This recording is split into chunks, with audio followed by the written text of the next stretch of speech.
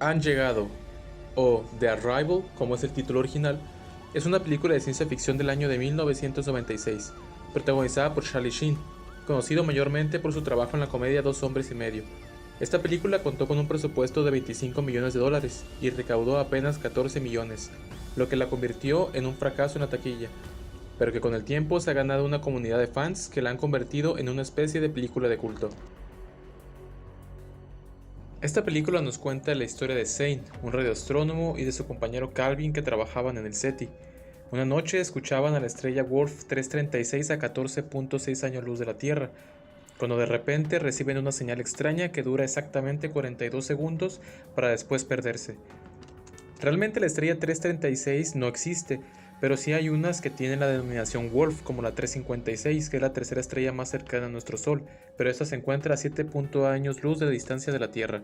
Muy emocionados con esta noticia, se acercan a su jefe e intentan convencerle de la importancia de este descubrimiento, pero en lugar de eso su jefe los despide argumentando que no hay más presupuesto y destruye la cinta, revelándonos entonces pues que el sujeto no es tan bueno como aparenta. Y aparecen estos tipos, que realmente no sabemos quiénes son, pero se llevan todas las pruebas del descubrimiento, por lo que Zane decide actuar por su propia cuenta. Aprovechando que ahora trabaja para una compañía de cable satelital, une varios satélites para crear uno solo y un laboratorio en su casa. Si se lo están preguntando, realmente esto sí se puede hacer. De hecho, es un método muy utilizado por la radioastronomía, unir varios satélites alrededor del mundo para tener un campo más amplio de escucha. Entonces conocemos a Kiki, su vecino, mientras este lo estaba espiando, y como una especie de castigo, Zane lo utiliza como un ayudante. De nuevo aparecen estos hombres, ahora encubiertos como jardineros, y lamentablemente esta es la última vez que sabremos algo de Calvin, el compañero de Zane. Esa misma noche, Zane y Kiki vuelven a interceptar la misma señal, pero también la señal de una radio mexicana.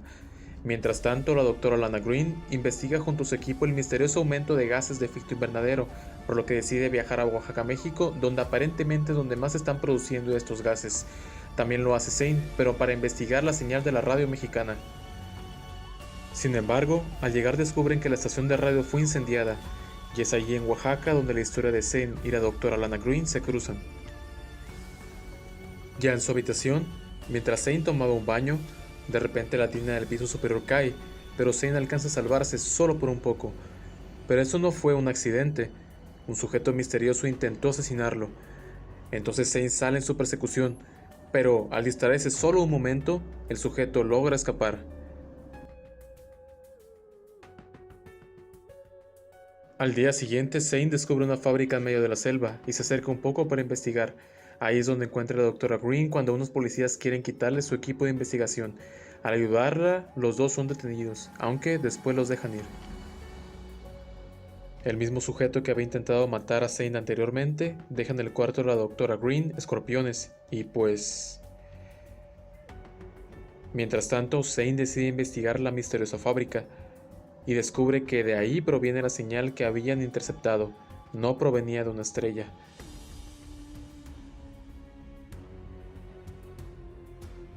Zane logra infiltrarse al robarse un traje de un trabajador. Cuando baja por uno de los elevadores, descubre que la fábrica es aún más grande de lo que aparenta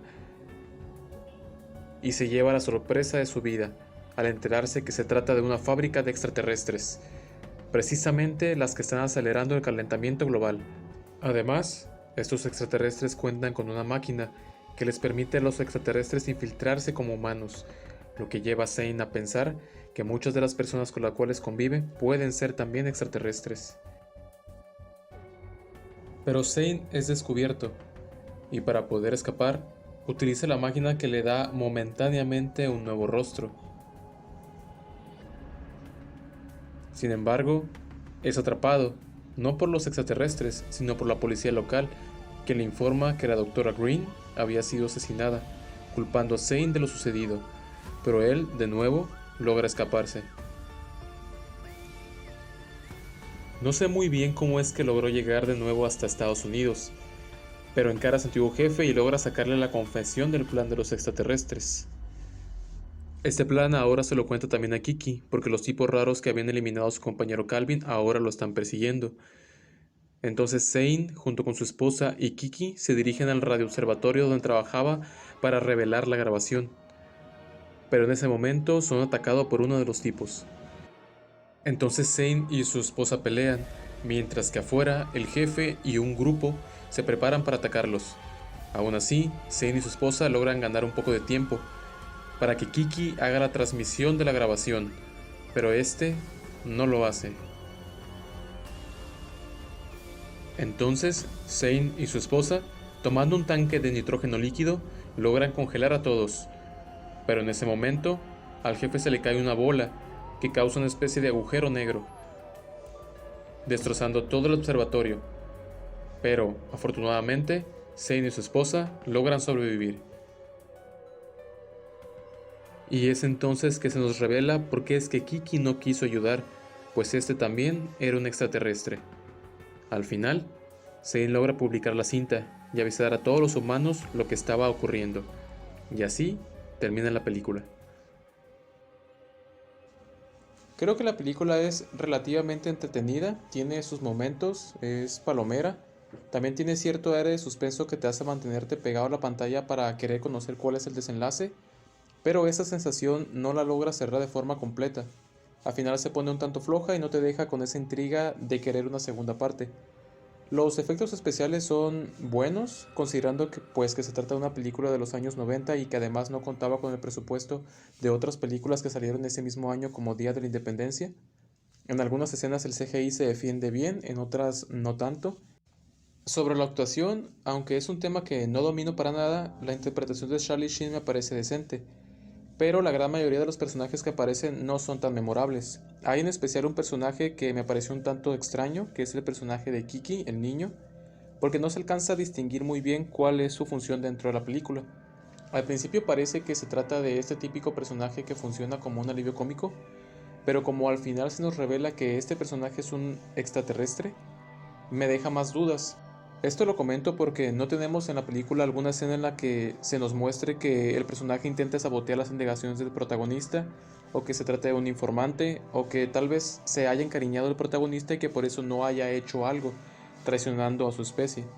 Supongo que el final, donde se nos muestra o se nos da esta revelación donde Kiki es un extraterrestre, es más bien para dar pie a la secuela, una película que salió 2 años después y que pasó sin pena ni gloria. El plan de los extraterrestres me pareció una idea diferente, por lo menos en lo que había mirado en la gran mayoría de las películas, porque la tendencia de las grandes producciones hollywoodenses es entretener, y por ello en estas películas los extraterrestres llegan con violencia directa a conquistar el planeta. Pero en este caso se infiltran y por medio de fábricas emiten gases de efecto invernadero para cambiar la composición de la atmósfera y calentarla a niveles aptos para ellos, pero no para los humanos.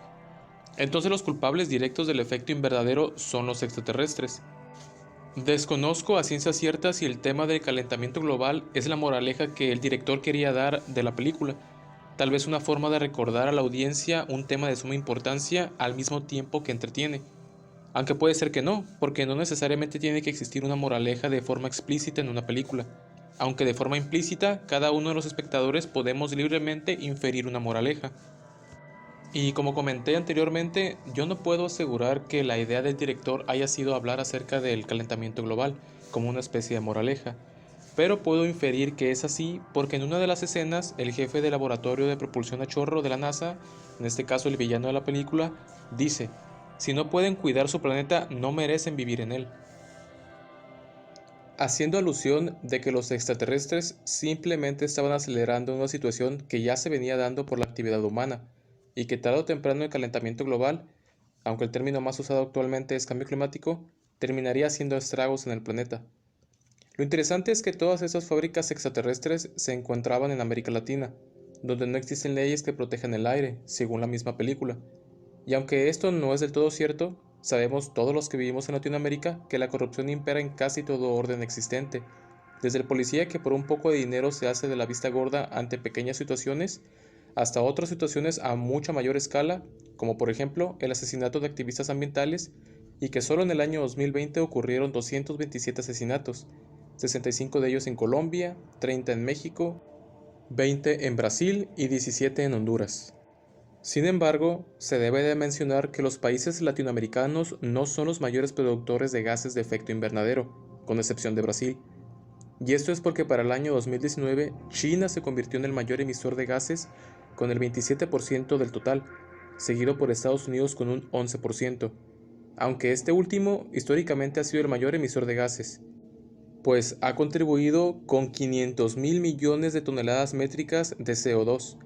La acumulación de esto y otros factores como la deforestación, el consumo excesivo, la producción alimentaria y la quema de combustibles fósiles ha provocado un aumento de la temperatura de 1.2 grados centígrados desde la revolución industrial y debe de mantenerse debajo de 1.5 grados para evitar el empeoramiento de los efectos. Efectos tales como tormentas más intensas, inundaciones, sequías, desertificación, derretimiento de los hielos y aumento de los niveles del mar, acidificación de los mares, extinciones masivas, y a causa de todo esto, problemas sociales como suministro de alimentos, migraciones, expansión de enfermedades. Bueno, no es un panorama muy alentador. Nos encontramos en el umbral de que estos efectos sean totalmente irreversibles. En teoría son muchos los cambios que los gobiernos y las grandes compañías realizan para evitar que eso suceda. Sin embargo, en la práctica es poco lo que sabemos realmente. Ante esto, solo nos queda hacer nuestra parte como individuos. Podemos pensar que la diferencia de uno solo tal vez no es mucho, pero somos casi 8.000 millones de seres humanos los que habitamos este mundo, y diario nacen alrededor de 350.000 nuevos seres que van a consumir y necesitar más recursos. Es verdad que no todos tenemos las mismas circunstancias. Lamentablemente muchos seres humanos viven en extrema pobreza y es obvio que no consumirán lo mismo que una clase que disponga de los medios para hacerlo.